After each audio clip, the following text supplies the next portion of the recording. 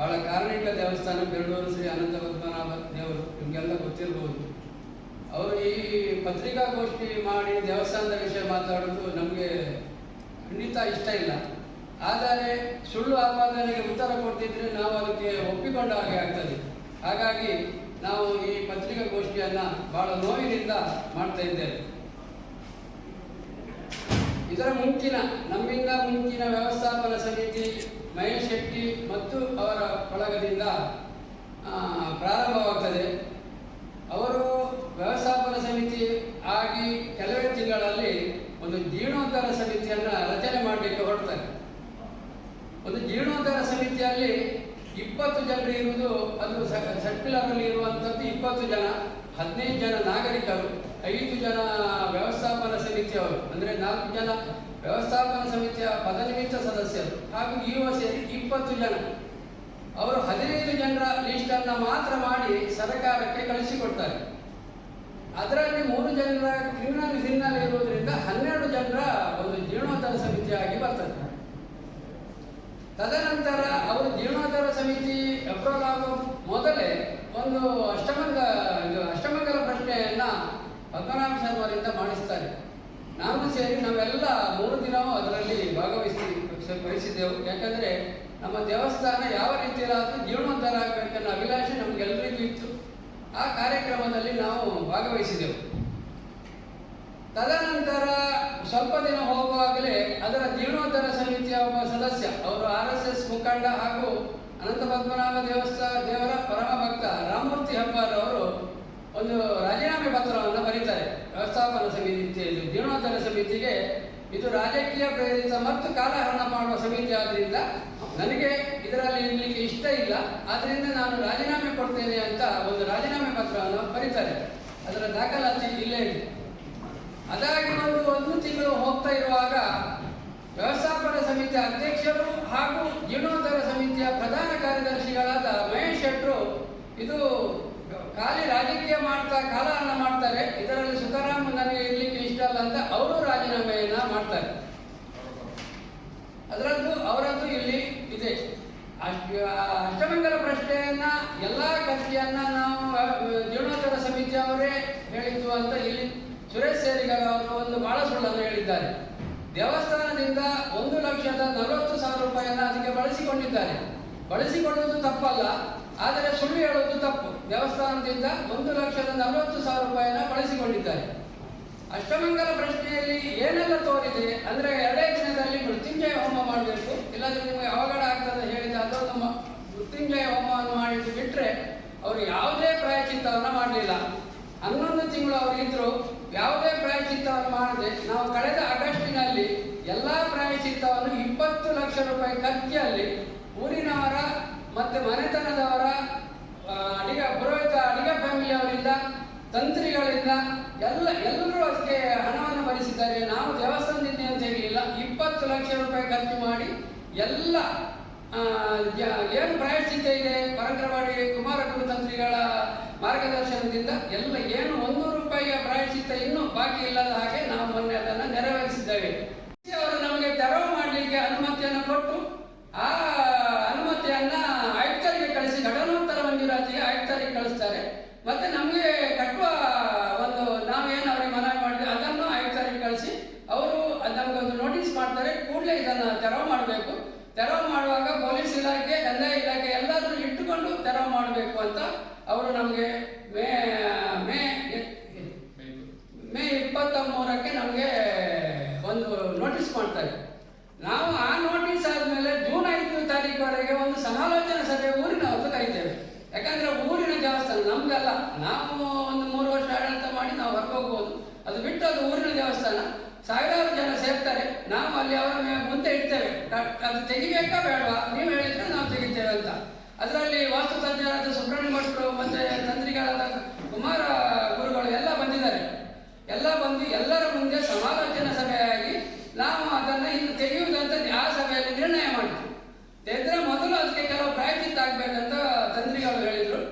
ಅದಕ್ಕೆ ಮುಷ್ಟಿಕಾಣಿಕೆ, ಸಾರ್ವಜನಿಕ ಮುಷ್ಟಿಕಾಣಿಕೆಯನ್ನು ಮಾಡಿ ಅದಕ್ಕೆ ಬಸವ ಅದನ್ನು ಎಳೆದು ಆಮೇಲೆ ಅದರಲ್ಲಿ ಒಂದು ಬೊಬ್ಬರಿಯ ಕೆಲವು ದೈವಗಳೆಲ್ಲ ಇತ್ತು, ಅದನ್ನೆಲ್ಲ ನಾವು ಬೇರೆ ಕಡೆಗೆ ಶಿಫ್ಟ್ ಮಾಡಿ ಎಲ್ಲ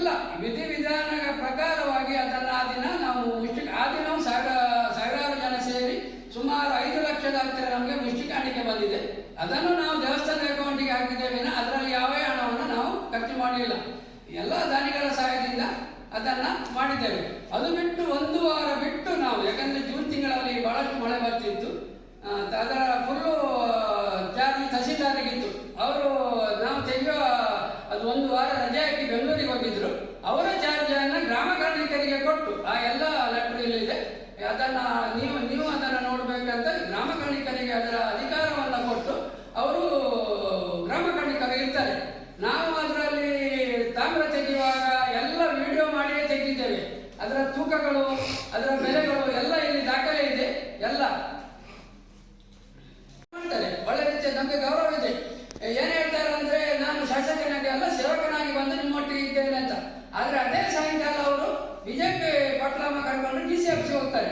ನಾವು ಶಾಸಕರಲ್ಲಿ ವಿನಂತಿ ಮಾಡಿಕೊಡ್ತಾ ಇದ್ದೇವೆ, ನೀವು ಬಿಜೆಪಿ ಅವರಿಗೆ ಮಾತ್ರ ಶಾಸಕರಲ್ಲ, ನಮಗೂ ನೀವೇ ಶಾಸಕರು. ಕಾಪು ಕ್ಷೇತ್ರಕ್ಕೆ 5 ವರ್ಷ ಜನರು ನಿಮಗೆ ಮತ ಹಾಕಿ ಆರಿಸಿದ್ದಾರೆ. ನಿಮ್ಮ ದೇವಸ್ಥಾನದ ವಿಷಯದಲ್ಲಿ ನಿಮ್ಮ ಕಾರ್ಯಕರ್ತರು ಹೇಳಿದಂತೆ ನೀವು ದಯವಿಟ್ಟು ಅದಕ್ಕೆ ತಲೆ ಹಚ್ಚಬೇಡಿ. ನಿಮ್ಮ ಬಗ್ಗೆ ನಮಗೆ ಅತಿ ಗೌರವ ಇದೆ. ನಮ್ಮ ಮಾತಿಗೆ ಅಂದರೆ ದೇವಸ್ಥಾನದ ಪರ ನಾವು ಅವರಿಗೆ ಪದಗ್ರಹಣ ಕಾರ್ಯಕ್ರಮಕ್ಕೆ ಕರೆದಿದ್ದೇವೆ, ಸಮಾಲೋಚನಾ ಸಭೆಗೆ ಕರೆದಿದ್ದೇವೆ, ಮುಷ್ಟಿಕಾಣಿಕೆಗೆ ಕರೆದಿದ್ದೇವೆ, ಯಾವುದಕ್ಕೂ ಬರಲಿಲ್ಲ. ಕೇಳಿದರೆ ನನಗೆ ಒತ್ತಡ ಉಂಟು ಅಂತ ಒಂದು ಸಭೆಗೆ ಹೇಳಿದರು. ನಮ್ಮ ಕರೆಯವರಿಗೆ ನನಗೆ ಕಾರ್ಯಕರ್ತರಿಂದ ಹೋಗಬಾರ್ದಂತ ಒತ್ತಡ ಉಂಟಂತಲೂ ನಮಗೆ ಅವರು ಹೇಳಿದ್ದಾರೆ. ಹೌದು, ಅದಕ್ಕೆ ಈಗ ಅವರಿಗೆ ಮಾಡಿದ ಮೇಲಾಗಿ ಮಾಡಿದ ಫೋನ್ ಕಾಲ್ಗಳು ಎಲ್ಲ ನಮ್ಮ ಹತ್ರ ರೆಕಾರ್ಡ್ ಇದೆ. ನೀವು ಯಾವುದೇ ದಿನ ಯಾವುದೇ ಇಷ್ಟು ಮಾತಾಡಿದ್ದು ನಮಗೆ ಯಾವುದೇ ರೆಕಾರ್ಡ್ ಕೇಳಿದ್ರು ನಮ್ಮ ಹತ್ರ ಎಲ್ಲ ರೆಕಾರ್ಡ್ ಇದೆ. ಯಾಕಂದರೆ ನಮಗೇನು ಪತ್ರಿಕಾಗೋಷ್ಠಿ ಮಾಡೋ ಯಾವ ಚಟವೂ ಇಲ್ಲ. ಇನ್ನಾದರೂ ಅಷ್ಟೇ ಜೀರ್ಣೋದ್ಧಾರ ಸಮಿತಿ ಆಗ್ತದೆ. ಜೀರ್ಣೋದ್ಧಾರ ಸಮಿತಿ ಆದಮೇಲೆ ನಾವು ಶಾಸಕರನ್ನ ಸಂಪೂರ್ಣ ಸಹಕಾರವನ್ನು ಕೇಳ್ತಾ ಇದ್ದೇವೆ. ಹಾಗೆ ಸುರೇಶ್ ಸೇರಿಗಾರ ಅಂತ ಅವರು, ಈಗ ಸೊರಕೆ ಅವರು ಬೇಡೂರಿನಲ್ಲಿ ಯಾವುದೋ ಒಬ್ಬ ಸೇರಿಗಾರ ಹೇಳಿಬಿಟ್ಟು ಸುರೇಶ್ ಸೇರಿಗಾರ ಅಂತ ಹೇಳಲೇ ಇಲ್ಲ. ಅವರು ಸೇರಿಗಾರ ಹೇಳಿಬಿಟ್ಟು ಯಾಕೆ ಅವ್ರು ಹೇಳಿಬಿಟ್ಕೊಳ್ಬೇಕು? ಸೇರಿಗಾರ ಅಂದರೆ ನಮಗೆ ಬಹಳ ಗೌರವ ಇದ್ದ ಸಮುದಾಯ. ಅದು ದೇವಸ್ಥಾನದಲ್ಲಿ ಪುರೋಹಿತರು ಎಷ್ಟು ಮುಖ್ಯವೋ ಅಷ್ಟೇ ಮುಖ್ಯ ಸೇರಿಗಾರ ಸಮುದಾಯದವರು. ಅಲ್ಲೊಂದು ಧಾರ್ಮಿಕ ಕಾರ್ಯಕ್ರಮ ಆಗಬೇಕಾದ್ರೂ ಸೇರಿಗಾರ ಸಮುದಾಯದವರು ಇದ್ರೆ ಮಾತ್ರ. ಈಗ ನಮ್ಮದು ಇವತ್ತು ಸಂಕ್ರಮಣ, ನಾಳೆ ಒಂದು ದಿನ ಬಿಟ್ಟರೆ ನಮ್ಮದು ಜಾತ್ರೆ. ಇದರಲ್ಲಿ ಸೇರಿಗಾರ ಸಮುದಾಯದವರ ಅತಿ ದೊಡ್ಡ ಸೇವೆ ಇದೆ. ಹಾಗಾಗಿ ಸೊರಕೆ ಅವರು ಎಲ್ಲಿಯೂ ಇವರನ್ನ ತೇಜವಾದ ಮಾಡುವಷ್ಟು ಸಣ್ಣ ಮನುಷ್ಯರು ಸೊರಕೆ ಅವರಲ್ಲ. ಅವರ ಯಾವ ಅದರ ಬಗ್ಗೆ ನಿಮಗೂ ಗೊತ್ತಿದೆ. ಸೊರಕೆ ಅವರು ಇವರನ್ನ ತೇಜವಾದ ಮಾಡುವಷ್ಟು ಸಣ್ಣ ಮನುಷ್ಯ ಇವರು ಅಲ್ಲ. ಮತ್ತೆ ಅವರು ಬೇಕಾದ್ರೆ ಇವರನ್ನ ಆ ಸೇರಿಗಾರ ಅಂತ ಹೇಳುವುದಿಲ್ಲ. ಮತ್ತೆ ಸರ್ನೇಮಲ್ಲಿ ಕರೆಯುವುದು ಅದು ಸರ್ವೇ ಸಾಮಾನ್ಯ. ಅವರು ಸೇವೆಗಾರ ಆದರೂ ಬೆಳೂರಲ್ಲಿ ಎಲ್ಲರೂ ಸುರೇಶ್ ಸೇರಿಗಾರ ಅಂತ ಕರೆಯುವುದು ಬಿಟ್ಟರೆ ಸೇವೆಗಾರನ ಅವರು ಸೇವೆಗಾರ ಆಗಿರ್ಬೋದು, ಅದಲ್ಲ ಅಂತ ನಾನು ಹೇಳುವುದಿಲ್ಲ. ಆದರೆ ಹೀಗೆ ಕರೆಯುವಾಗ ಸುರೇಶ್ ಸೇರಿಗಾರ ಅಂತ ಕರೆಯುವುದು. ವಿನಯ್ ಕುಮಾರ್ ಸೊರಕೆ ಅವರಿಗೆ ಅವ್ರದ್ದೇನು ಪರಿಚಯ ಇಲ್ಲ, ಅವ್ರು ಯಾರಂತೂ ಗೊತ್ತಿಲ್ಲ. ಅವ್ರು ಯಾರು ಹೇಳಿದ್ದಕ್ಕೆ ಒಂದು ಸೇರಿಗಾರ ಅಂತ ಹೇಳಿದ್ದಾರೆ ಬಿಟ್ಟರೆ ಅವರ ತೇಜವಾದವರು ಮಾಡುವೂ ಇಲ್ಲ, ಅವರು ಅಷ್ಟು ಕೆಳಮಟ್ಟಕ್ಕೆ ಇಳಿಯುವುದೂ ಇಲ್ಲ. ಶಾಸಕರಲ್ಲಿ ಇನ್ನೂ ನಾವು ವಿನಂತಿ ಮಾಡಿಕೊಳ್ತಾ ಇದ್ದೇವೆ, ನಾವು ಎಲ್ಲ ಕಾರ್ಯಕ್ರಮಕ್ಕೆ ನಿಮ್ಮನ್ನು ಕರೀತೇವೆ, ಪ್ರೀತಿಪೂರ್ವಕವಾಗಿ ಕರೀತೇವೆ. ನೀವು ದೈವಭಕ್ತರು. ಆದರೆ ದೇವಸ್ಥಾನದ ವಿಚಾರದಲ್ಲಿ ನಿಮ್ಮ ಕಾರ್ಯಕರ್ತರು ಹೇಳಿದ್ದಕ್ಕೆ ತಲೆ ಹಾಡಿಸಬೇಡಿ. ಅಲ್ಲಿ ಏನು ಸತ್ಯ ಇದೆ ಅದಕ್ಕೆ ಬನ್ನಿ. ನಾವು ಅದಕ್ಕೆ, ಯಾಕಂದರೆ ನಮಗೆ ಸರ್ಕಾರದ ಕಡೆಯಿಂದ ಸೊರಕೆಯವರ ಸಹಾಯ ಹೋಗಬೇಕು. ನಮಗೆ ಬರೇ ಸುರೇಶ್ ಶೆಟ್ಟರು, ಯಾಕಂದರೆ ಕಾಂಗ್ರೆಸ್ ಸರ್ಕಾರ ಇರೋದ್ರಿಂದ ವಿನಯ್ ಕುಮಾರ್ ಸೊರಕೆ ಅವರ ಸಹಕಾರ ಹೋಗಬೇಕು ನಮಗೆ. ವಿನಯ್ ಕುಮಾರ್ ಸಹಕಾರ ಇಲ್ಲದೆ ನಮ್ಮ ಹತ್ರ ಮಾಡಲಿಕ್ಕೆ ಆಗುದಿಲ್ಲ. ಈಗ ಶಾಸಕರಾಗಿ ಸುರೇಶ್ ಶೆಟ್ಟರು ಸಹಕಾರ ಹೋಗಬೇಕು. ಆಗ ದೇವಸ್ಥಾನ ಬಹಳ ಉತ್ತಮವಾಗಿ ಆಗ್ತದೆ ಅಂತ. ಯಾಕಂದ್ರೆ ನಮ್ಮದು ದೇವಸ್ಥಾನ ಅಲ್ಲ ಅದು. ನಾವು ಈಗ ನಾಮಕಾವಸ್ಥೆಯಲ್ಲಿ ಇದ್ದೇವೆ. 3 ವರ್ಷದ ನಾವು ಹೋಗ್ತೇವೆ, ಇನ್ನೊಬ್ಬರು ಬರ್ತಾರೆ, ಅದನ್ನು ಮುಂದುವರಿಸಬೇಕು. ಅದು ನಾವೇ ಅನ್ನೋದು ನಮಗೆ ಎಲ್ಲಿಯೂ ಇಲ್ಲ. ನಮ್ದೀಗ ಸಮತೋಲನ ವ್ಯವಸ್ಥಾಪನಾ ಸಮಿತಿ, ನಾವು ಕೆಲಸ ಮಾಡಲಿಕ್ಕೂ ರೆಡಿ ಇದ್ದೇವೆ, ಕೆಲಸ ಮಾಡಿಸ್ಲಿಕ್ಕೂ ರೆಡಿ ಇದ್ದೇವೆ. ಎರಡನ್ನ ಸರಿ ಅಂತ ನಮ್ಮ ವ್ಯವಸ್ಥಾಪನಾ ಸಮಿತಿ ಇದೆ. ಇವತ್ತು ಸಂಕ್ರಮಣ ಎಲ್ಲರಿಗೂ ಬರಲಿಕ್ಕಾಗಲಿಲ್ಲ. ಹಾಗೆ ನಮ್ದು ಅವರಾಗೆ ಕಚ್ಚಾಟ ಇಲ್ಲ. ನಾವು ಯಾವುದೇ ಪ್ರಾಯಶ್ಚಿತ್ತವನ್ನು ಮಾಡಲಿಲ್ಲ. ಇದರ ಮಧ್ಯದಲ್ಲಿ ವ್ಯವಸ್ಥಾಪನಾ ಸಮಿತಿ ಅಧ್ಯಕ್ಷರ ವಿನಂತಿಯ ಮೇರೆಗೆ ಸಾರ್ವಜನಿಕರು ನಾವು ಈ ತಟಸ್ಥ ಏನು ಕೆಲಸ ಮಾಡದ ಒಂದು ಜೀರ್ಣೋದ್ಧಾರ ಸಮಿತಿಯನ್ನು ರದ್ದು ಮಾಡಬೇಕಂತ ವಿನಂತಿಯ ಮೇರೆಗೆ ಸಾರ್ವಜನಿಕರು ನಾವು ಒಂದು ಲೆಟರನ್ನು ಕೊಡ್ತೇವೆ. ಯಾರಿಗೆ?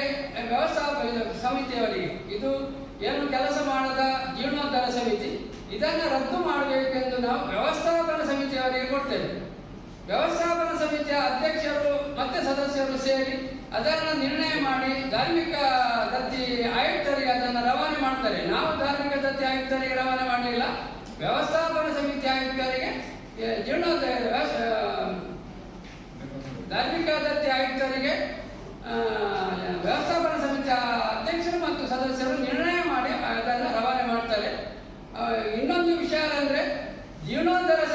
ಆಗುವಾಗ ಒಂದು ಷರತ್ತು ಇರ್ತದೆ, ದೇವಸ್ಥಾನದ ಒಳ ಆಡಳಿತದಲ್ಲಿ ಯಾವುದೇ ಇದಕ್ಕೆ ಹಸ್ತಕ್ಷೇಪ ಮಾಡಬಾರ್ದು ಅಂತ ಜೀರ್ಣೋದ್ಧಾರ ಸಮಿತಿಯಲ್ಲಿ ಒಂದು ಷರತ್ತು ಇರ್ತದೆ. ಇವರು ಅದೇ ಕಾರಣವನ್ನು ಹಾಕಿ ಜೀರ್ಣೋದ್ಧಾರ ಸಮಿತಿಯವರು ವ್ಯವಸ್ಥಾಪನಾ ಸಮಿತಿಯ ಆಡಳಿತಕ್ಕೆ ಹಸ್ತಕ್ಷೇಪ ಮಾಡ್ತಾರೆ. ಇದನ್ನು ರದ್ದು ಮಾಡಬೇಕು ಅಂತ ಹೇಳಿ ಸಾರ್ವಜನಿಕರ ಹೆಸರಿನಲ್ಲಿ ಆಯುಕ್ತರಿಗೆ ಕಳಿಸ್ತಾರೆ. ಅಲ್ಲಿ ಅದು ಏನು ಅದರ ಕಾನೂನುಬದ್ಧವಾಗಿ ಅದು ರದ್ದಾಗ್ತದೆ. ಸುರೇಶ್ ಸೇರಿಗೌಡ ಅವರು ಹೇಳ್ತಾರೆ, ಕಾಂಗ್ರೆಸ್ ಸರ್ಕಾರ ಬಂದು ಕೇವಲ 1 ವಾರದಲ್ಲಿ ನಮ್ಮ ಸಮಿತಿಯನ್ನು ಅವರು ಏಕಾಏಕಿ ರದ್ದು ಮಾಡಿದ್ದಾರೆ ಅಂತ. ಕಾಂಗ್ರೆಸ್ ಸರ್ಕಾರ ಬಂದದ್ದು 2023 ಮೇಯಲ್ಲಿ, ಇವರ ಸಮಿತಿ ರದ್ದಾದದ್ದು ನವೆಂಬರಲ್ಲಿ. ಇವರ ಸಮಿತಿ ರದ್ದಾಗುವಾಗಲೂ ಇವರದ್ದೇ ವ್ಯವಸ್ಥಾಪನಾ ಸಮಿತಿ ಇತ್ತು, ನಮ್ಮದು ವ್ಯವಸ್ಥಾಪನಾ ಸಮಿತಿ ಇರಲಿಲ್ಲ. ನಾವು ನಮ್ಮ ವ್ಯವಸ್ಥಾಪನಾ ಸಮಿತಿ ಆದದ್ದು 24 ಡಿಸೆಂಬರಲ್ಲಿ ಆದದ್ದು. ಅದರ ಮೊದಲೇ ಇವರದ್ದೇ ವ್ಯವಸ್ಥಾಪನಾ ಸಮಿತಿಯಲ್ಲಿ ಇವರೇ ಒಳ ಜಗಳ, ಇವರದ್ದು ಯಾವತ್ತಿಗೂ ನೋಡಿದ್ರು ಜಗಳ. ಇವರ ಅಧ್ಯಕ್ಷರನ್ನ, ವ್ಯವಸ್ಥಾಪನಾ ಸಮಿತಿಯ ಅಧ್ಯಕ್ಷರನ್ನ ಪದಚ್ಯುತಿಗೊಳಿಸಲು ಇವರು ಪುನಃ ಒಂದು 5 ಜನ ಮೀಟಿಂಗ್ ಮಾಡಿ ಒಂದು ನೋಟಿಸ್ ಮಾಡ್ತಾರೆ. ಅದರ ದಾಖಲೆ ಇಲ್ಲಿದೆ. ಅವರು ವ್ಯವಸ್ಥಾಪನಾ ಸಮಿತಿ ಅಧ್ಯಕ್ಷರು ನಮಗೆ ಸರ್ವಾಧಿಕಾರ ತೋರ್ತಾರೆ, ಅವರು ಯಾವುದೇ ಕಾರ್ಯವನ್ನು ಮಾಡಲಿಕ್ಕೆ ಬಿಡುವುದಿಲ್ಲ. ಅವರನ್ನ ಪದಚ್ಯುತಿಗೊಳಿಸಬೇಕಂತ 5 ಜನ ಬೇರೆ ಅದರಲ್ಲೇ ಇದ್ದ ವ್ಯವಸ್ಥಾಪನಾ ಸಮಿತಿಯವರು ಸಭೆ ಮಾಡ್ತಾರೆ. ಆ ಸಭೆಯಲ್ಲಿ ಇವರಿಗೆ ಪುನಃ ಒಂದು ಮೀಟಿಂಗ್ ಮಾಡಲಿಕ್ಕೆ ಬಿಡುವುದಿಲ್ಲ. ಆ 5 ಜನರಲ್ಲಿ ಮತ್ತೊಂದು ಜನವನ್ನು ಇವರು ಒಬ್ಬರನ್ನ ಬೆಳಿಗ್ಗೆ ಅವರನ್ನ ಕರ್ಕೊಂಡು ಬಂದು ಇವರು 5 ಜನ ಒಂದು ಮೀಟಿಂಗ್ ಅನ್ನ ಮಾಡ್ತಾರೆ. ಖಾಲಿ ಗಲಾಟೆ ಮಾಡಿಯೇ ಅವರು 3 ವರ್ಷ ಅದನ್ನ ದುಡಿದ್ದಾರೆ. ಯಾವುದೇ ಒಂದು ಅಭಿವೃದ್ಧಿಗೆ ಮುಂದುವರಿಲಿಲ್ಲ. ಮತ್ತೆ ಇವರು ಅದು ರದ್ದಾದ ಮೇಲೆ ನಾವು ನಾಗರಿಕರಾಗಿ ಪುನಃ ಏನೂ ಕೆಲಸ ಮಾಡದ ಒಂದು ತಂಡ ಪುನಃ ಬರ್ಬಾರ್ದಂತ ನನ್ನನ್ನು ಸೇರಿ, ನಾನು ರಾಜ್ಕುಮಾರ್ ಶೆಟ್ಟಿ ಕೇವಿಟ್ ನಾವು ಕೋರ್ಟಿಗೆ ಹಾಕಿದ್ದವರು. ನಾವು ಕೇವಿಟ್ ಹಾಕಲಿಲ್ಲ ಅಂತ ನಾವು ಹೇಳುವುದಿಲ್ಲ, ಯಾಕಂದ್ರೆ ಇವರು ಕೆಲಸವೇ ಮಾಡುವುದಿಲ್ಲ, ಬರೇ ರಾಜಕೀಯ. ಇದಕ್ಕೆ ನಮ್ಮ ಬೆರಳೂರವರು ಅಲ್ಲದೆ ಹೊರಗಿನ ರಾಜಕೀಯದವರು ಸೇರಿಕೊಂಡು ಕೆಲಸವನ್ನ ಮಾಡದ. ಯಾಕಂದ್ರೆ ವ್ಯವಸ್ಥಾಪನಾ ಸಮಿತಿ ಹಾಗೂ ಜೀರ್ಣೋದ್ಧಾರ ಸಮಿತಿ ಅದು ಒಂದು ಗಾಡಿ 2 ಚಕ್ರ ಇದ್ದಾಗೆ, 2 ಸೇರಿದರೆ ಮಾತ್ರ ಜೀರ್ಣೋದ್ಧಾರ ಮಾಡಲಿಕ್ಕೆ ಆಗ್ತದೆ ವಿನಃ ವ್ಯವಸ್ಥಾಪನಾ ಸಮಿತಿಯನ್ನು ಬಿಟ್ಟು ಜೀರ್ಣೋದ್ಧಾರ ಮಾಡಲಿಕ್ಕೆ ಆಗುವುದಿಲ್ಲ. ತದನಂತರ ನಮ್ಮ ವ್ಯವಸ್ಥಾಪನಾ ಸಮಿತಿ ಬಂದರ ಮೇಲೆ ಒಂದು ಪತ್ರಿಕಾ ಹೇಳಿಕೆ ಬರ್ತದೆ. ನಮಗೆ ಗೊತ್ತಿಲ್ಲ ಏನಂದ್ರೆ, ನಮ್ಮ ನಗಾರಿ ಗೋಪುರ, ದೇವಸ್ಥಾನದ ಎದುರುಗಡೆ ಇರುವ ನಗಾರಿ ಗೋಪುರ, ಅದಕ್ಕೆ 3 ವರ್ಷದಿಂದ ಟರ್ಪಾಲ್ ಹೊದಿಕೆ ಇತ್ತು. ಆ ವರ್ಷ ಅಂದ್ರೆ ಕಳೆದ ಮೇಯಲ್ಲಿ ಒಂದು ಪತ್ರಿಕಾ ಹೇಳಿಕೆ ಬರ್ತದೆ, ನಮ್ಮ ಉದಯವಾಣಿಯಲ್ಲಿ ಬರ್ತದೆ, ಇದು ಸದ್ಯದಲ್ಲೇ ಬೀಳ್ತದೆ, ಬಹಳ ಅಪಾಯ ಇದೆ ಅಂತ. ಹಾಗೆ ಅದು DC ಅವರಿಗೆ ಅವರು ಕ್ವಶನ್ ಅನ್ನು ಮಾಡ್ತಾರೆ. ಅದನ್ನು ನಾನು ಪರಿಶೀಲನೆ ಮಾಡಿ ನಿಮಗೆ ಹೇಳ್ತೇನೆ ಅಂತ DC ಅವರು ಪೇಪರ್ನವರಿಗೆ ಹೇಳ್ತಾರೆ. ಅವರು ಕೂಡಲೇ BW ಅವರನ್ನ, ಲೋಕೋಪಯೋಗಿ ಇಲಾಖೆಯನ್ನ ಅದರ ಫಿಟ್ನೆಸ್ ನೋಡಲಿಕ್ಕೆ ಕಳಿಸಿಕೊಡ್ತಾರೆ. ಅವರು ಫಿಟ್ನೆಸ್ ನೋಡಿದಾಗ ಇದನ್ನು ಕೂಡಲೇ ತೆರವು ಮಾಡಬೇಕು, ಇಲ್ಲಾಂದ್ರೆ ಇದು ಯಾರಾದರ ತಲೆಯ ಮೇಲೆ ಬಿದ್ದು ಅಪಾಯದಲ್ಲಿ ಇದೆ ಅಂತ ಅವರು ಹೇಳ್ತಾರೆ. ಇದರ ಮಧ್ಯದಲ್ಲಿ ಊರಿನವರು ಇದನ್ನ ತೆರವು ಮಾಡಬೇಕು, ನಮಗೆ ದೇವಸ್ಥಾನದ ಒಳಗೆ ಹೋಗ್ಲಿಕ್ಕೆ ಕಷ್ಟ, ಹೆದರಿಕೆ ಆಗ್ತದೆ ಅಂತ ಅವರು ಕೊಡ್ತಾರೆ. ಆ ದಾಖಲೆಗಳು ಇಲ್ಲಿ ಇದೆ. ದೇವಸ್ಥಾನದ ಸಿಬ್ಬಂದಿಗಳು ನಮಗೆ ಕೆಲಸ ಮಾಡಲಿಕ್ಕೆ ತೊಂದರೆ ಆಗ್ತದೆ, ಅಂದ್ರೆ ಹೆದರಿಕೆ ಆಗ್ತದೆ. ಅದರೊಳಗೆ ಬಾಳೆಹಣ್ಣಿನ ಅಂಗಡಿ ಎಲ್ಲ ಇತ್ತು ನಮ್ದು. ಇದು ಅಂದ್ರೆ ಫುಲ್ ಲೀಕೇಜ್ ಪ್ರಾರಂಭ ಆಯಿತು. ಹೋದ ವರ್ಷ ಮಳೆ ಬೇಗ ಬರ್ಲಿಕ್ಕೆ ಹೋಗಿ ಎಲ್ಲಾ ಕಡೆಯಲ್ಲೂ ಲೀಕೇಜ್ ಪ್ರಾರಂಭ ಆಯಿತು. ಯಾಕಂದ್ರೆ ನಮ್ಗೆ ಈ ವರ್ಷ ಟರ್ಪಲ್ ಹಾಕುವ ಅವಕಾಶ ಇರಲಿಲ್ಲ. ಏಪ್ರಿಲಲ್ಲೇ ಮಳೆ ಬಂದಾಗ ಅದಕ್ಕೆ ಟರ್ಪಲ್ ಹಾಕ್ಲಿಕ್ಕೆ ಆಗಲಿಲ್ಲ, ಬೇಗ ಮಳೆ ಬಂದ ಕಾರಣದಿಂದ. ಆಮೇಲೆ ಮಾಡೋದಕ್ಕೆ ಯಾರೂ ಕೇಳಲಿಲ್ಲ. ಅದು 35 ಫೀಟ್ ಎತ್ತರದ ಮಾಡು, ಆ ಮಾಡಿ ಹತ್ತಲಿಕ್ಕೆ ಯಾರು ಕೇಳಲಿಲ್ಲ. ಅದರ ಶಿಖರಗಳೆಲ್ಲ ಉದುರಿ ಕೆಳಗೆ ಬಿದ್ದಿದ್ದೇವೆ. ಆಮೇಲೆ DC ಇಂದ ನಮ್ಗೆ ನೋಟಿಸ್ ಆಗ್ತದೆ. ಆ ನೋಟಿಸ್ ಬಂದ ಕೂಡಲೇ ನಾವು ಅವರಿಗೆ ಒಂದು ಮನವಿಯನ್ನು ಮಾಡ್ತೇವೆ, ಅದನ್ನು ತೆರವು ಮಾಡಲಿಕ್ಕೆ ಹಾಗೂ ಕಟ್ಟಲಿಕ್ಕೆ 2